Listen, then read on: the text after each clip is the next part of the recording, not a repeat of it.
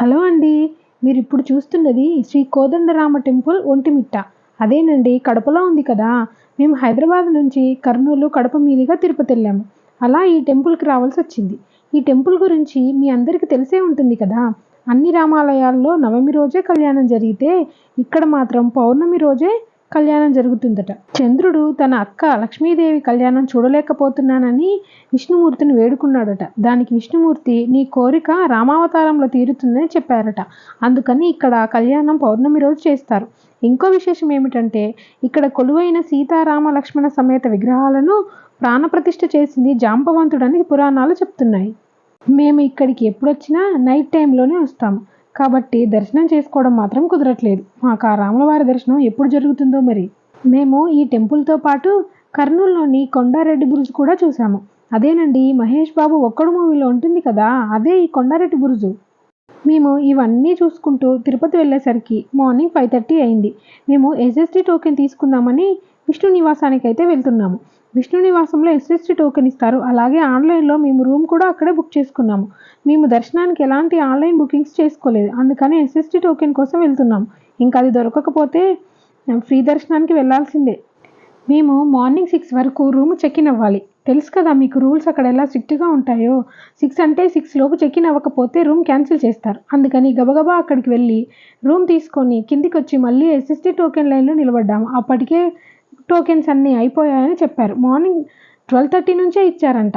2 వరకే టోకెన్స్ అయిపోయాయంట. అందుకని మాకు ఎలాంటి టోకెన్స్ దొరకలేదు. ఇంకా ఫ్రీ దర్శనానికి వెళ్ళక తప్పలేదు. మనకి దూరంగా కనిపిస్తున్నది శ్రీ గోవిందరాజుల టెంపుల్, తిరుపతి.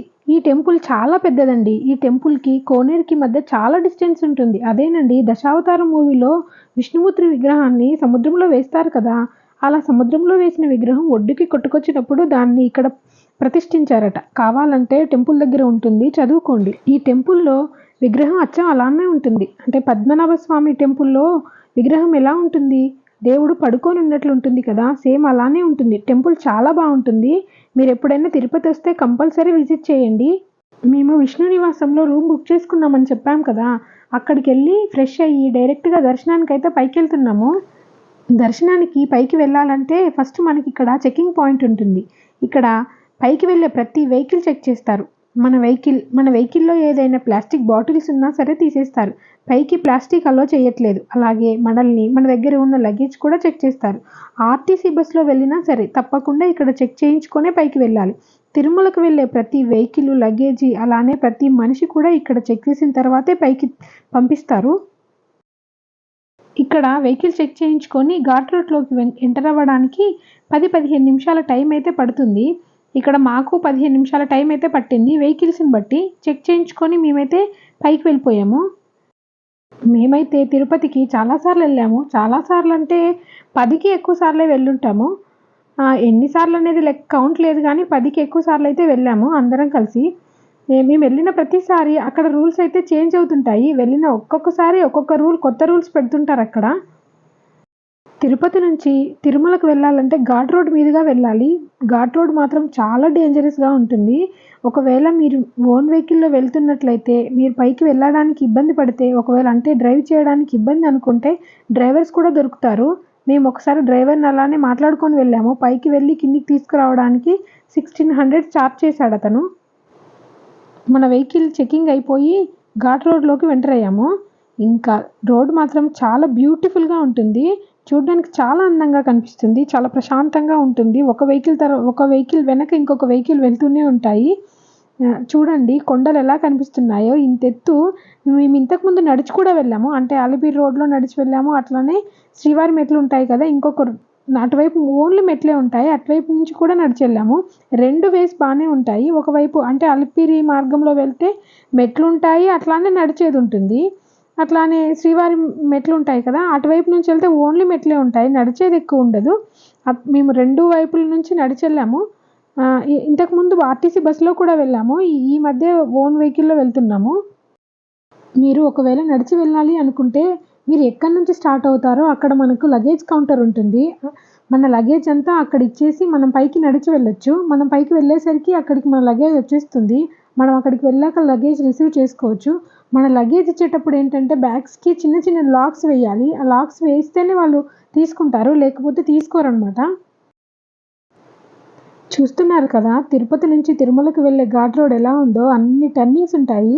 మన వెహికల్ ఎంత స్పీడ్లో వెళ్ళాలో కూడా అక్కడ రాసిపెట్టి ఉంటుంది. ఇంకొక విషయం ఏంటంటే వెళ్ళేటప్పుడు అక్కడ కోతులకి ఎలాంటి ఫీడింగ్ చేయకూడదు, అక్కడ రాసి పెడతారనమాట. ఇక్కడ ఎలాంటి ఫీడింగ్ అంటే ఏం పెట్టకూడదు ఇక్కడ యానిమల్స్కి అని. నన్ను అడిగితే వెహికల్లో పైకి వెళ్ళడం కన్నా నడిచి వెళ్తేనే బాగుంటుంది. ఇంతకు ముందు నైట్ టైంలో కూడా అలో చేసేవాళ్ళు నడవడానికి, కానీ ఇప్పుడు అలో చేయట్లేదంట.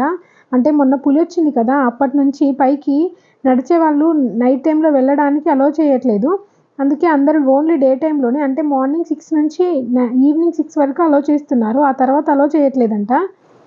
మామూలుగా అయితే తిరుపతి వెళ్ళే వాళ్ళు దర్శనానికి 4 మంత్స్ ముందే ఆన్లైన్లో బుక్ చేసుకోవాలి దర్శనం టికెట్స్. మాకైతే అలా ఏం లేదు. మేము ఎప్పుడు వెళ్ళాలనుకుంటే అప్పుడే 6 మంత్స్కి ఒకసారి, 1 ఇయర్కి ఒకసారి, అది కూడా 4 మంత్స్ ముందే అనుకోము, 2-3 డేస్ ముందు అనుకొని వెళ్తాం. కాబట్టి మా దగ్గర ఎలాంటి ఆన్లైన్ బుకింగ్స్ ఏమీ లేవన్నమాట. మేము ఎప్పుడు పైకి వెళ్ళినా సిఆర్ఓ ఆఫీస్ దగ్గరికి వెళ్ళి లైన్లో నిలబడి మరీ రూమ్ తీసుకుంటాము. అక్కడ ఒక హాఫ్ డే కానీ, ఒక్కొక్కసారి 2-3 అవర్స్లోనే రూమ్ దొరుకుతుంది. ఒక్కొక్కసారి ఏమో ఒక హాఫ్ డే టైం పడుతుంది. సిఆర్ఓ ఆఫీస్ దగ్గరికి వెళ్ళి రూమ్ తీసుకొని అక్కడికి వెళ్ళి ఫ్రెష్ అయ్యి, తర్వాత కుదిరితే ఎస్ఎస్టీ టోకెన్ దొరికితేనేమో ఎస్ఎస్టీ టోకెన్ ద్వారా దర్శనానికి వెళ్తాము. లేకపోతే ఫ్రీ దర్శనానికే ఎక్కువ సార్లు వెళ్ళాము. ఎలా వెళ్ళినా మనకి మ్యాక్సిమం అంతే టైం పడుతుంది. 300 రూపీస్ దర్శనం తీసుకోవాలంటే మనం 4 మంత్స్ ముందే ఆన్లైన్లో బుక్ చేసుకోవాలి. అంటే 4 మంత్స్ ముందంటే కుదిరిన వాళ్ళైతే అలా తీసుకుంటారు. మేమైతే ఎప్పుడు అనుకుంటే అప్పుడే వెళ్తాం కాబట్టి మాకు అట్లా కుదరట్లేదు. చాలామంది తిరుపతి వెళ్ళాలంటే ముందే ప్లాన్ చేసుకొని వస్తారు. మాలాగా ఎలాంటి ప్లాన్ లేకుండా వెళ్ళే వాళ్ళు కూడా ఎక్కువ మందే ఉంటారు. అలాంటప్పుడు సిఆర్ఓ ఆఫీస్ దగ్గర మన ఆధార్ కార్డ్ పట్టుకొని వెళ్తే మనకు రూమ్ దొరుకుతుంది. రూమ్ 50 రూపీస్ నుంచి స్టార్ట్ అవుతుంది. మేము కింద ఈసారి మాత్రం విష్ణు నివాసంలో రూమ్ దొరికింది మాకు ఆన్లైన్లోనే. అంటే అది లక్లో దొరికిందనమాట, ఎక్కువ దొరకదు ఎప్పుడు. విష్ణు నివాసంలో మాకు రూమ్ వచ్చేసి 900 పడింది. కానీ మనం అక్కడ 900 + 900 అడ్వాన్స్ కట్టి రూమ్ తీసుకోవాలి. మళ్ళీ మనకు వచ్చేటప్పుడు పైన మనం ఇచ్చిన అడ్వాన్స్ 900 మళ్ళీ మనకి ఇచ్చేస్తారు. సిఆర్ఓ ఆఫీస్ దగ్గరికి వెళ్ళి రూమ్ తీసుకున్నా అంతే, అడ్వాన్స్ ఇవ్వాలి. మళ్ళీ మనం రిటర్న్ వచ్చేటప్పుడు మన అడ్వాన్స్ డబ్బులు మళ్ళీ మనకి ఇచ్చేస్తారు. మేమైతే ఫస్ట్ టైం కింద రూమ్ తీసుకొని పైకి వెళ్ళడం. ఎప్పుడు వెళ్ళినా సరే సిఆర్ఓ ఆఫీస్ దగ్గర వెయిట్ చేసి మరీ రూమ్ తీసుకుంటాము. మీరు ఎలా తీసుకున్నారు? మీరు వెళ్ళినప్పుడు మీకు ఎలాంటి ఎక్స్పీరియన్స్ అయిందో మాకు కామెంట్ చేయండి. ఇంకో విషయం ఏంటంటే అసలు రూమ్ తీసుకోకుండా ఉండే ఫ్యామిలీస్ కూడా ఉంటాయి అక్కడ. అక్కడే లాకర్స్లో బ్యాగ్స్ అవి పెట్టుకొని దర్శనానికి వెళ్ళేసి వస్తారు. మనం ఎక్కడున్నా సరే మనకు కంఫర్టబుల్గా వాష్రూమ్స్ అన్నీ నీట్గా ఉంటాయి. నేను ఇప్పటివరకు ఏపీ తెలంగాణలో వెళ్ళిన అన్ని టెంపుల్స్లో నాకు బాగా నచ్చింది, చాలా నీట్గా అనిపించింది మాత్రం తిరుపతే. మేమైతే పైకి వెళ్ళి వెహికల్ పార్క్ చేసుకొని దర్శనానికి అయితే వెళ్ళిపోయాము. ఫ్రీ దర్శనం అని చెప్పాను కదా, మా దగ్గర ఎలాంటి టోకెన్స్ లేవని. మాకు దర్శనానికి 12 అవర్స్ పట్టింది. మనకి 12 అవర్స్ పట్టినా పెద్ద ప్రాబ్లం ఏమి ఉండదు. మనకి టోకెన్ ఇచ్చిన తర్వాత 12 అవర్స్ అంటే మనకి టైం ఇస్తారు కదా, దర్శనానికి ఈ టైంకి అలో చేస్తామని, ఆ టోకెన్లో ఉంటుంది. మనం బయటికి వెళ్ళాలనుకుంటే వెళ్ళి 2 అవర్స్ ముందు మళ్ళీ మనం ఆ వెయిటింగ్ హాల్లోకి రావచ్చు. మేము ఫస్ట్ లోపలికి వెళ్ళగానే మమ్మల్ని ఈ వెయిటింగ్ హాల్లోకి పంపించారు. అందరికీ పాలు ఇచ్చారు. వెళ్ళగానే అందరు కూర్చొని పాలు తాగుతున్నారు. ఆఫ్టర్నూన్ లంచ్కి సాంబార్ రైస్ పెట్టారు. లంచ్ తిని కాసేపు కూర్చున్న తర్వాత మమ్మల్ని వైకుంఠం క్యూ కాంప్లెక్స్ ఉంటుంది కదా, వేరే వెయిటింగ్ హాల్, అందులోకి పంపించారు. ఒకవేళ మీ దగ్గర లాకర్ లేక మీరు మీ లగేజ్ దగ్గర పక్కనే తెచ్చుకుంటే మనకి టోకెన్ ఇస్తారు కదా దర్శనానికి, అది ఇచ్చినప్పుడు మన లగేజ్ మొత్తం తీసుకుంటారు. అక్కడ లగేజ్ ఇచ్చేసి మనం దర్శనానికి వెళ్ళొచ్చు. ఇంకొక విషయం ఏంటంటే ఆడవాళ్ళు పువ్వులు పెట్టుకున్నా సరే తీసేస్తారు. ఎందుకంటే అక్కడ ఉన్న ప్రతి పువ్వు దేవుడికి అని చెప్తుంటారనమాట. మేము దర్శనానికి వెళ్ళి దేవుణ్ణి చూసి రావడానికి మాకు 12 అవర్స్ పట్టిందని చెప్పాను కదా, బయటకు వచ్చేసరికి నైట్ 12 అయింది.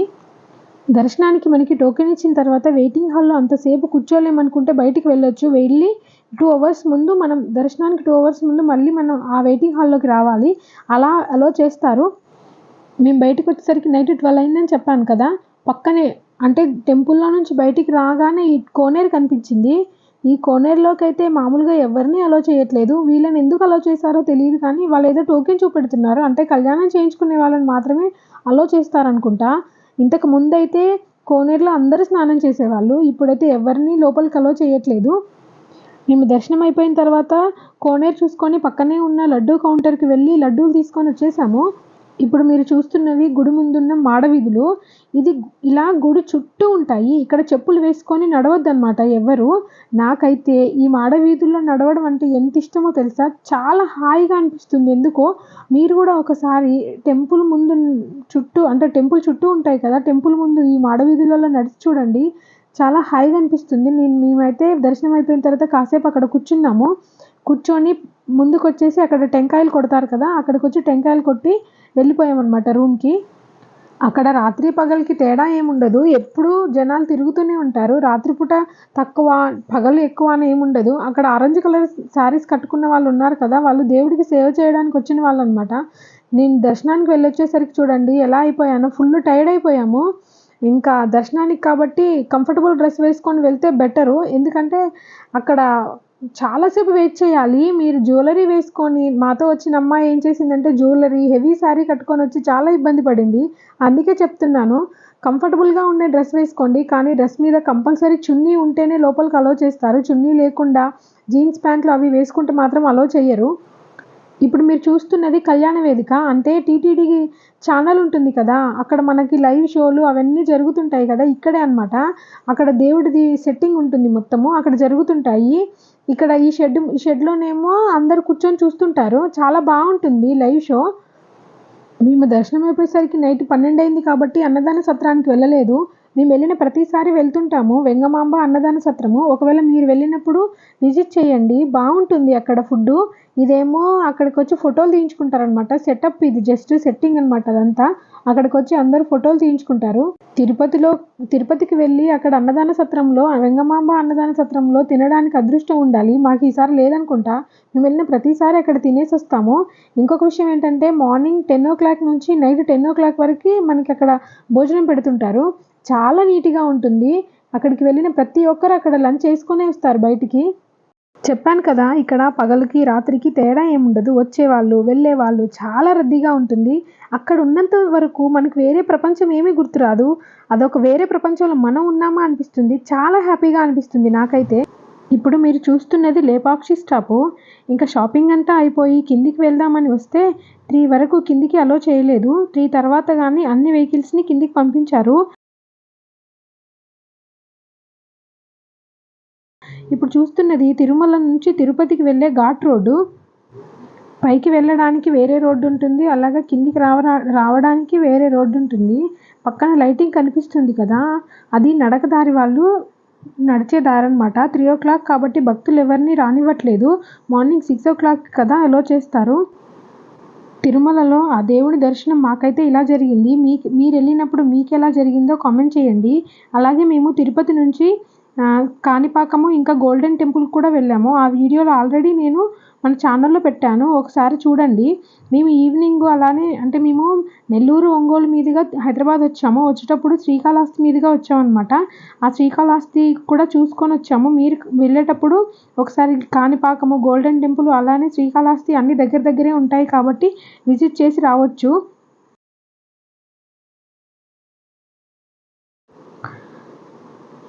మేము తిరుపతి నుంచి వచ్చేటప్పుడు శ్రీకాళహస్తి మీదుగా వచ్చామని చెప్పాను కదా!